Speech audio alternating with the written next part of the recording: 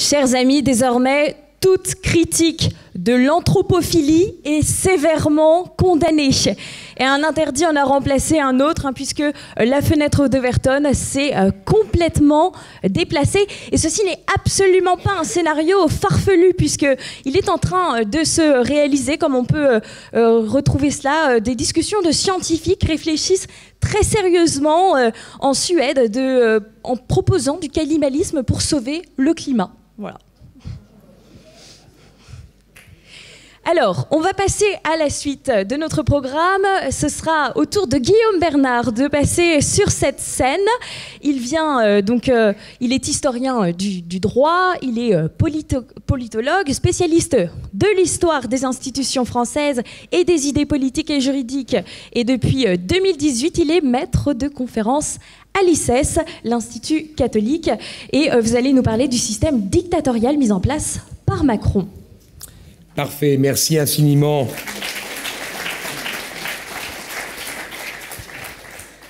Chers amis, je suis très heureux d'être parmi vous. C'est la deuxième fois que je participe à un forum de la dissidence de Polémia et je suis toujours très bien accueilli et c'est toujours très agréable d'être ici. Merci à Jean-Yves et à la totalité de l'équipe de Polémia de leur accueil. Alors, qu'est-ce que le système Macron et quel régime politique signifie-t-il? Vers quel régime politique se dirige-t-on? Disons-le tout de go, il me semble d'abord important de dire que, bien entendu, Macron n'est pas le seul responsable. Il est l'aboutissement, il est le stade actuel d'une évolution qui a commencé bien antérieurement, et que, pour ma part, je situerai plutôt aux alentours de la décennie 1990, à partir du moment où certains ont cru qu'il y avait la fin de l'histoire, Fukuyama, parce que il y a eu l'effondrement du régime soviétique. Vous allez me dire qu'évidemment, un régime dictatorial, tyrannique ou despotique, on va en parler dans un instant, évidemment, ça existe depuis bien avant les années 1990. C'est certain. Mais en revanche, il y a un certain nombre de caractéristiques qui me semblent être utiles d'essayer de dégager, et c'est ce que je vais essayer de faire dans les quelques minutes qui me sont imparties.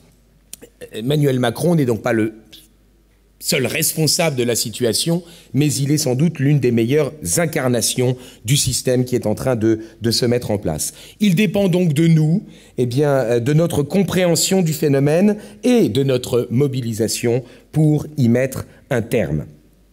La plupart des apparences de la démocratie sont maintenues. Il y a toujours des élections, il y a toujours des débats, et même des débats télévisés qui durent très très très longtemps, ce qui fait que c'est assez pénible de les écouter.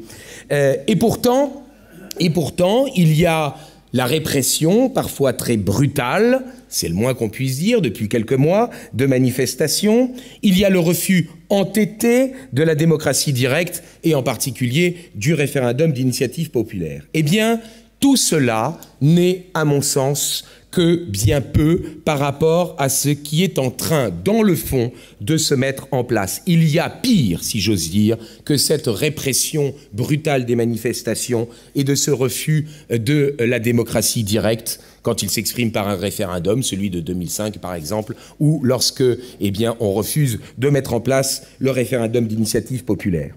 Nous nous orientons subrepticement, mais allègrement, me semble-t-il, vers un régime que je qualifierais de type tyrannico-oligarchique, exerçant un totalitarisme mou, un totalitarisme qui ne dit pas son nom, mais un totalitarisme tout de même. Ce seront donc les trois points que j'essaierai de développer devant vous, la question de la tyrannie, la question de l'oligarchie et la question du totalitarisme. La tyrannie.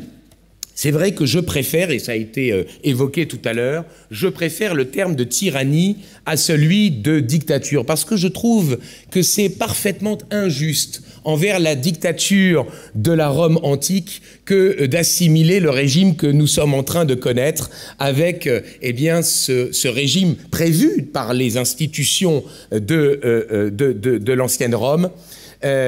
vous le savez bien, la dictature, c'était tout simplement le fait de confier de manière temporaire à une personne les pleins pouvoirs lorsque la cité, lorsque la patrie est en danger. Salus populi suprema lex, le salut du peuple est la loi suprême. Et donc par conséquent, effectivement, c'était dans l'intérêt du bien commun que ce régime était mis en place, dans l'intérêt de la patrie elle-même. Rien ne sert de maintenir le fonctionnement normal des institutions si jamais celle-ci est débordée, si jamais celle-ci est envahie et renversée. Et donc par conséquent, eh bien je crois que effectivement, c'est la tyrannie qui est l'exact inverse d'une certaine manière de la dictature. La tyrannie, eh bien, c'est un régime qui est un régime corrompu, je vous renvoie évidemment aux classifications des régimes d'Aristote ou même de Cicéron, un régime corrompu qui détourne le pouvoir de sa finalité, la finalité évidemment du pouvoir étant la défense du corps social, parce qu'évidemment en pouvoir politique il se justifie, il s'appuie sur le fait qu'il y ait un corps social à défendre. En quoi le macronisme confine-t-il à la tyrannie ? Je crois que deux notions nous permettent d'appréhender la chose. La post-démocratie, c'est un concept, c'est une notion qui a été forgée en Angleterre par un certain Colin Crouch. Ma prononciation est aléatoire, naturellement. Je prononce tout à la gallicane, le latin, l'anglais, tout, ne vous inquiétez pas. Et évidemment, et un deuxième concept, la gouvernance. Qu'est-ce que c'est que la post-démocratie? Malgré les apparences, malgré les élections, eh bien en fait les décisions ne sont pas prises par le corps politique ou par ses représentants même, en fait elles sont prises par des institutions supranationales en concertation avec des entreprises qui sont devenues, qu'on qualifiait fut un temps de transnationales, mais qui désormais sont à l'évidence des entreprises nationales. C'est ça, la post-démocratie. Et il faut bien le dire qu'évidemment, lorsque l'on sait que passent des conseils d'administration de ces entreprises-là, qu'un certain nombre de personnes passent des conseils d'administration de ces entreprises aux directions d'organismes internationaux, il y a effectivement quelque chose qui ne nous étonne plus guère. La gouvernance qui se substitue, qui remplace petit à petit la notion de gouvernement, c'est aussi quelque chose d'essentiel et je crois d'encore plus important. Le gouvernement, il s'appuie sur des choix politiques. On gouverne en établissant un diagnostic de la situation, en inventoriant les diverses solutions possibles et en faisant des choix au regard de la morale, au regard de la philosophie, au regard de l'expérience historique. La gouvernance prétend supprimer les choix politiques au nom du fait qu'il y aurait une seule solution technique, scientifique, qui s'imposerait. Seule la solution dégagée par la science, par la compétence scientifique, serait une solution acceptable parce qu'elle est efficace, tandis que toutes les autres seraient à mettre au rencard. Cette notion de gouvernance qui, petit à petit, à travers les institutions européennes, qui est en train de coloniser le vocabulaire politique français, c'est évidemment quelque chose à prendre en considération. Post-démocratie et gouvernance contribuent à détourner le pouvoir de sa finalité qui est normalement la défense du corps politique, la défense du bien commun du peuple dont le pouvoir est supposé diriger le destin. La post-démocratie, c'est la négation du peuple, c'est le fait qu'il faudrait être ouvert et non pas fermé, évidemment. Nous sommes fermés, je vous le signale.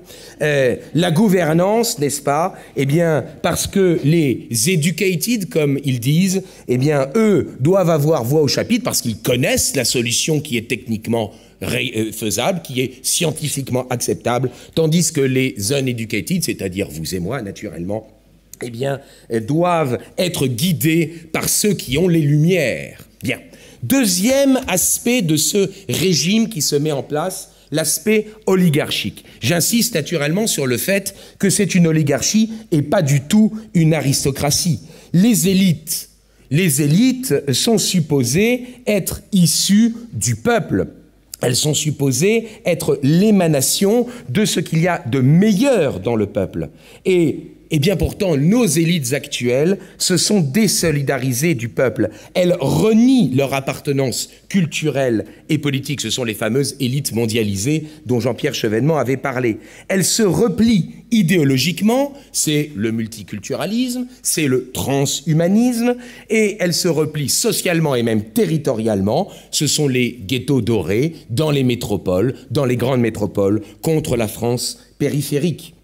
Ce sont de fausses élites, donc j'insiste là-dessus. Je ne dis pas qu'il faut flatter, je dirais, le fait de ne pas travailler ou de ne pas faire d'études. Loin de là, cette idée dans mon propos. Mais pour autant, ces élites, ces personnages qui se présentent comme étant l'élite, sont en fait de fausses élites. Elles sont entièrement déracinées. Elles sont peut-être techniquement bonnes, mais elles sont nulles en histoire, elles sont nulles en philosophie. Le cas archétypique, c'est le cas de l'ENA, n'est-ce pas Jean-Yves?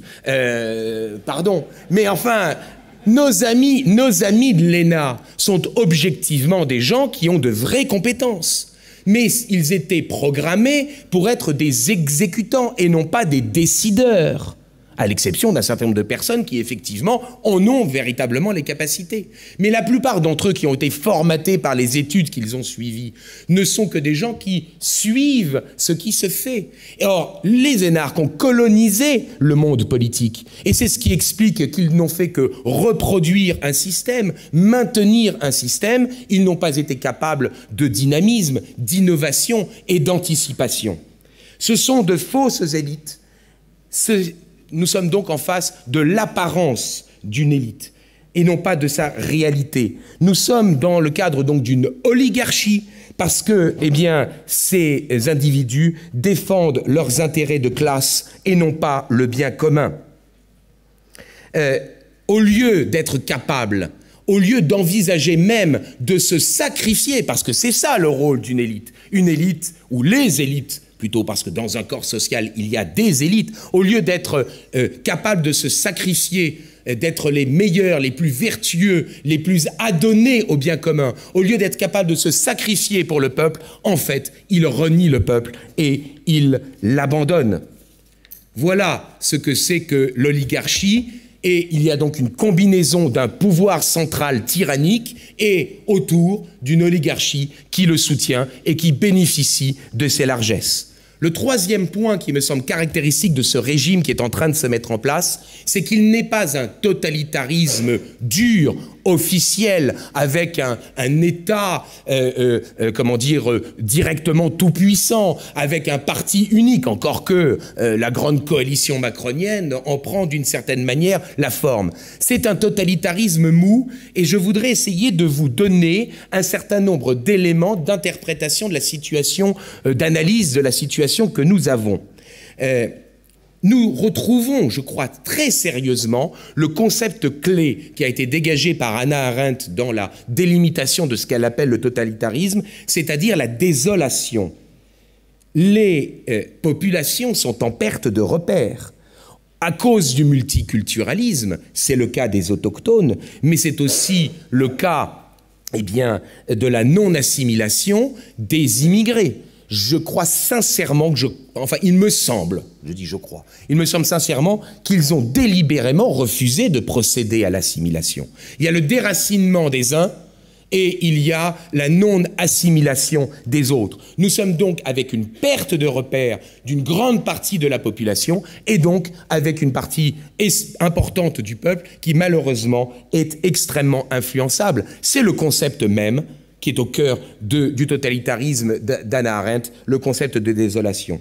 Il y a le deuxième élément, l'atomisation des corps sociaux, qui ne trouvent leur unité ou qui ne trouvent parfois même leur survie que grâce à l'intervention de la puissance publique. Puissance publique qui distribue des prestations financières aux individus. C'est une forme de providentialisme. Et puissance publique qui reconnaît des droits à certains groupes sociaux, et c'est le fait de reconnaître une forme de communautarisme. Troisième point qui caractérise, me semble-t-il, ce totalitarisme mou, la chosification et la marchandisation de l'être humain.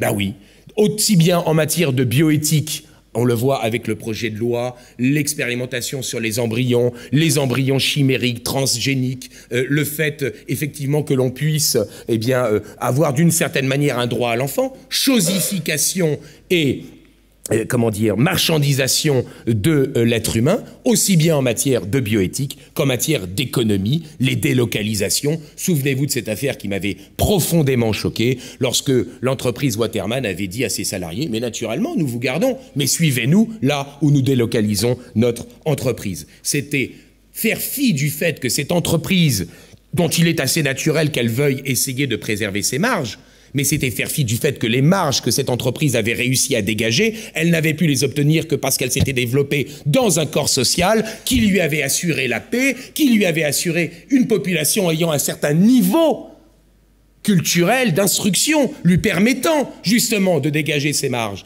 L'entreprise, elle n'existe pas ex nihilo, elle vit dans un corps social, dans un organisme social. Et donc par conséquent, nous sommes là ici en face, non pas effectivement d'un État qui veut détruire l'homme, mais d'un État qui permet qu'il puisse y avoir une chosification et une marchandisation de l'être humain.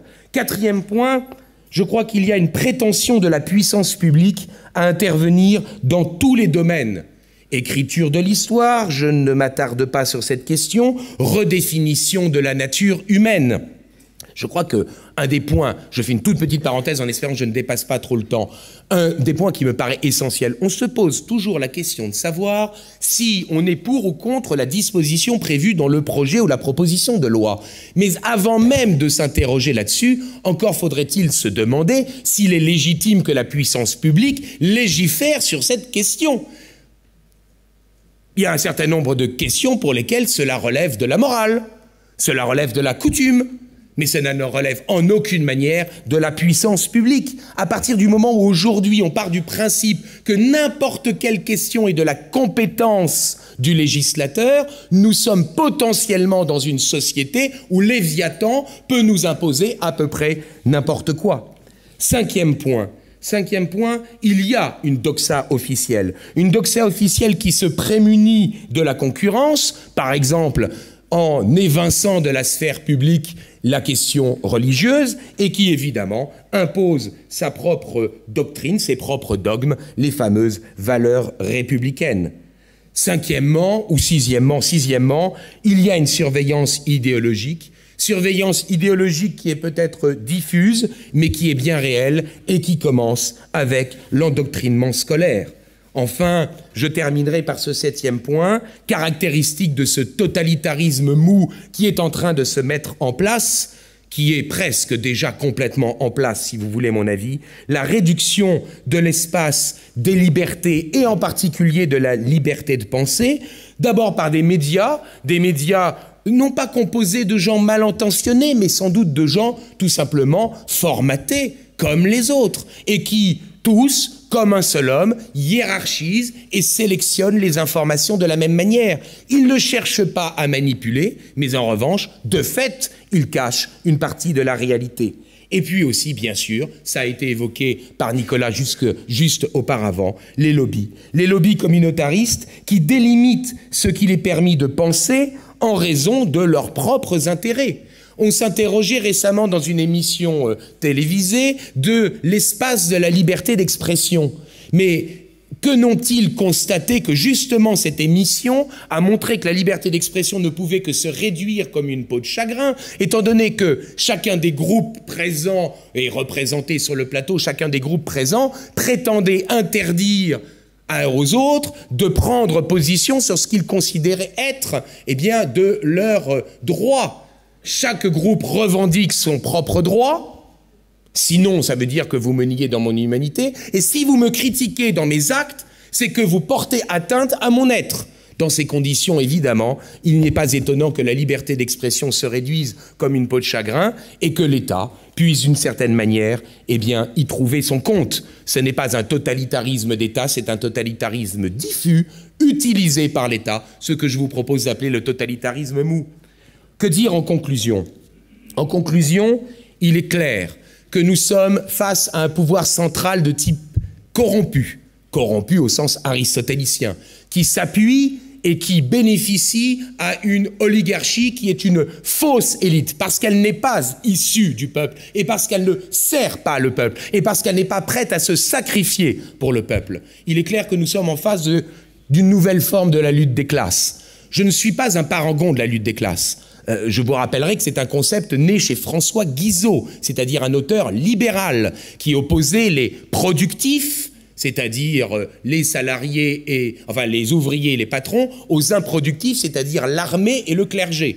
Concept repris par Marx qui remercie Guizot d'avoir inventé ce concept pour opposer les prolétaires aux bourgeois. Je ne suis pas un parangon de la lutte des classes, mais une société qui ne fonctionne plus comme un organisme social, malheureusement, connaît la lutte des classes. Et donc, effectivement, nous sommes en face d'une nouvelle lutte des classes. Une lutte des classes qui oppose, d'un côté, ceux qui sont, soumis à l'insécurité, que cette insécurité soit matérielle ou physique, que cette insécurité soit économique ou sociale, que cette insécurité soit culturelle et morale, à ceux qui soit profitent de cette insécurité, les élites mondialisées, ou ceux qui contribuent à créer cette insécurité, l'immigration non assimilée.